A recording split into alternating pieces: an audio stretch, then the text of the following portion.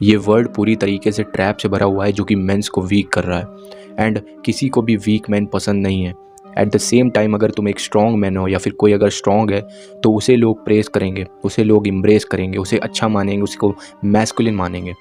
And at the same time वो mains को week भी करना चाहते हैं क्योंकि उन्हें पता है कि अगर एक मैन वीक होता है, अगर उसका माइंड वीक हो जाता है तो वो पूरी पॉपुलेशन को कंट्रोल कर सकते हैं। एंड यही एजेंडा वो लोग यूज़ कर रहे हैं and they are successful in this agenda. Look around you, look yourself, तुम अपने आप को देखो, तुम भी वीक हो रहे हो। जो सारे ट्रैप सेट करे गए हैं वो कोई एक्सीडेंटली ट्रैप नहीं सेट करे गए हैं, उसको इंटेंशनली सेट करा गया है ताकि तुम वीक हो एंड तुम उन्हें सक्सेसफुल कर रहे हो इस एजेंडे में by becoming a weak man. आज मैं तुमसे 6 हैबिट शेयर करने वाला हूँ that are keeping man weak. Number 1, social media. देखो सोशल मीडिया का जो भी नैरेटिव सेट है वो तुम्हें वीक बनाने का है। दैट्स वाई वो तुम्हें ऐसी रील्स शेयर करते हैं ताकि तुम उनको देखो और तुम वीक हो।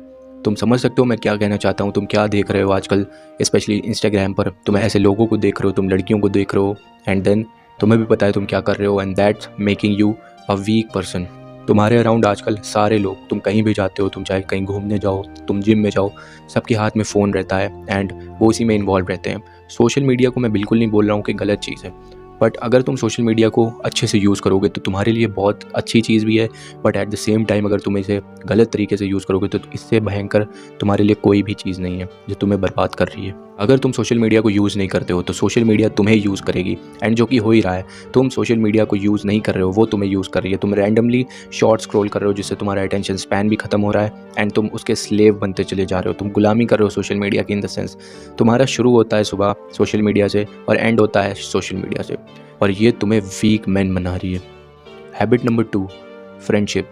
देखो फ्रेंडशिप एक ऐसी चीज़ है ना जो कि हम लोग केयरलेसली चूज़ कर लेते हैं, बट अगर तुम्हें अपनी लाइफ को अच्छी तरीके से जीना है, अगर तुम्हें अपनी लाइफ को फुलफिलमेंट की तरफ ले जाना है तो तुम्हें फ्रेंडशिप को बहुत ही ध्यान से, बहुत ही सोच समझ कर चूज़ करना है तुम्हारे फ्रेंड्स को। हम लोग ऐसे फ्रेंड्स को चूज़ कर लेते हैं जो हमारे लिए नुकसानदायक होते हैं, जो हमारी पीठ पर छुरा भोंक देते हैं। हम लोग फ्रेंड्स को अपनी वैल्यूज़ के हिसाब से चूज़ नहीं करते हैं, हम लोग अपनी बैड हैबिट्स के हिसाब से चूज़ करते हैं। मैंने हमेशा देखा अपने स्कूल्स में जो कि बैड हैबिट्स जो कि करते थे, स्मोकिंग, सिगरेट पीते थे स्कूल में, वो जब कोई भी फ्रेंड्स बनाते थे तो वो उसी कैटेगरी के फ्रेंड्स अपने चूज़ करते थे एंड जो भी अच्छी वैल्यूज़ वाले लोग थे वो लोग अच्छी वैल्यूज़ वाले लोगों को ही अपना दोस्त बनाते थे। सो ये एक लॉ है कि अगर तुम्हारी बुरी हैबिट्स हैं तो तुम एक बुरी हैबिट्स वाले ही लड़के को, बुरी हैबिट्स वाले फ्रेंड को ही अट्रैक्ट करोगे। तो यहाँ पर एक लाइन है कि तुम जिन 5 लोगों के साथ अपना मैक्सिमम टाइम स्पेंड करते हो तुम वैसे ही बन जाते हो। तो तुम्हें ये बहुत ही केयरफुली देखना होगा कि कौन से 5 ऐसे लोग हैं जिन्हें तुम केयरफुली चूज़ करो, जिनमें तुम्हारी वैल्यूज़ हो, जो कि तुम्हें फुलफिलमेंट के रास्ते पर ले जाएं, जो तुम्हें लाइफ में ग्रो करने में हेल्प करें, तुम्हें उनको चूज़ करना है। एंड अगर तुम इसका अपोजिट चूज़ कर लेते हो तो तुम वीक होते जाओगे और तुम्हें पता ही नहीं चलेगा। Habit number 3, video games. तुमने देखा होगा कि लड़के ज़्यादा वीडियो गेम्स खेलते हैं इन कंपैरिजन टू वीमेन। अगर 100 लड़के हैं तो उनमें से 5-6 ही लड़कियाँ होंगी जो कि वीडियो गेम्स खेलती हैं। ऐसा क्यों? क्योंकि लड़कों के अंदर वो डिज़ायर है कॉम्पिटिशन का, कॉन्क्योर करने का, क्योंकि वो पहले इवोल्यूशन टाइम से चला आ रहा है, उनके अंदर वो जीन्स हैं। क्योंकि पहले लोग डोमिनेट करते थे, कंपटीशन करते, जाकर बैटल करते थे, लड़ते थे। दैट्स वाई लड़कों के अंदर एक जुनून है, अंदर एक डिज़ायर है, तो वो वीडियो गेम्स के थ्रू फुलफिल हो रहा है उनका। And this is a very bad habit क्योंकि वो रियल लाइफ में कुछ नहीं कर रहे हैं, वो एक फेक वर्चुअल वर्ल्ड में वो चीज़ें कर रहे हैं एंड उनके माइंड इससे ख़राब हो रहा है। और ये कोई एक्सीडेंटली करा हुआ चीज़ नहीं है, ये एक नैरेटिव सेट करा गया है। पूरा स्टैटिस्टिक्स देखो जाकर, तब तुम्हें समझ आएगा कि जो लोगों ने गेम्स बनाए हैं, ऐसे एडिक्टिव गेम बनाए हैं ताकि तुम्हें लगे कि तुम वो चीज़ें रियल लाइफ में कर रहे हो, but that not the truth. तुम्हारे माइंड को लग रहा है तुम बहुत अच्छा काम कर रहे हो, तुम डोमिनेट कर रहे हो, but at the same time जब तुम रियल वर्ल्ड में आते हो तो तुम एक लूज़र बन जाते हो। दैट्स वाई वो तुम्हारी मेंटल स्टेट ख़राब कर रहा है और तुम्हें वीक कर रहा है एंड लोग तुम्हें वीक बनाना चाहते हैं। Number 4, sleep. देखो स्लीप बहुत ज़्यादा इंपॉर्टेंट है। अगर तुम स्लीप पूरी नहीं करते हो अपनी, या तुम्हारी स्लीप डिस्टर्ब रहती है तो तुम्हारा टेस्टोस्टेरोन डिक्रीज़ होता है एंड तुम वीक होते चले जाते हो। तो एक क्वालिटी स्लीप लेना, इस पर ध्यान देना। मैं कह रहा हूँ क्वालिटी स्लीप, क्वांटिटी मैटर नहीं करती है। तुम चाहे 8 घंटा या 6 घंटा सो, बट क्वालिटी स्लीप होनी चाहिए। एंड अगर तुम्हें वो नहीं मिल रही है तो तुम्हारा टेस्टोस्टेरोन लेवल गिरेंगे एंड तुम वीक होते चले जाओगे।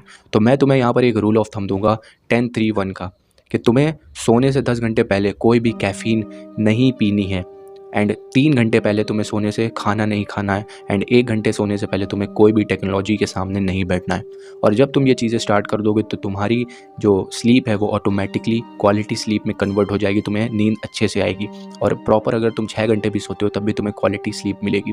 इसके लिए अलग वीडियो बन सकती है, बट ये मैं थोड़ा बताऊंगा तुम्हें कि अगर तुम कम स्लीप ले रहे हो तो it is making you a weak man and that's not good for you. Number 5, you don't have control over your emotions.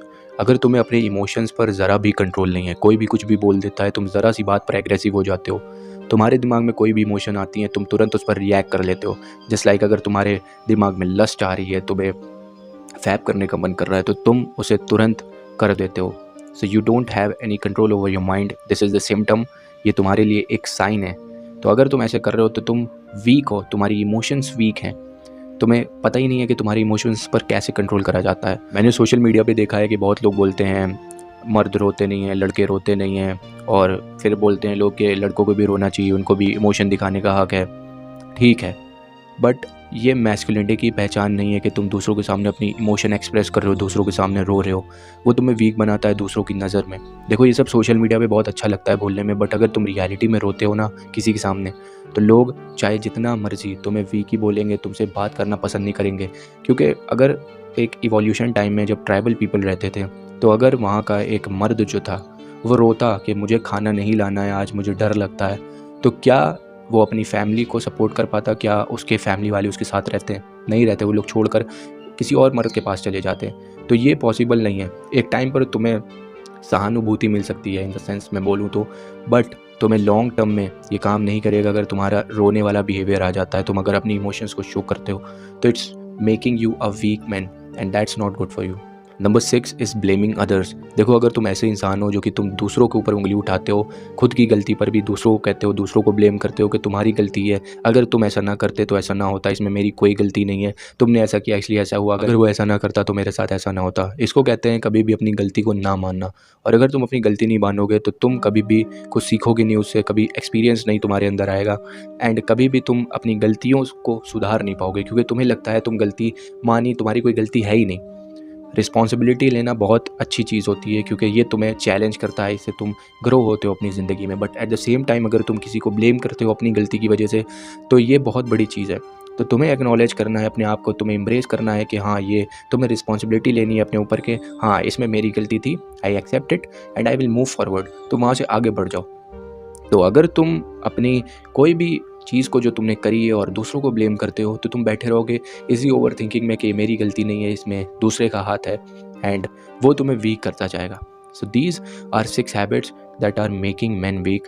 I hope तुम इन हैबिट्स को सुधारने की कोशिश करोगे, क्योंकि मुझे पता है कि तुम इन हैबिट्स में इंडल्ज हो, एंड अगर तुम इनमें आगे भी इंडल्ज रहते हो तो ये तुम्हें वीक ही करता जाएगा और इसे तुम कुछ सीखोगे नहीं। आई होप तुम्हें मेरी बात समझ आई होगी एंड मैं ठीक से समझा पाया हूँगा। That's it for today's video.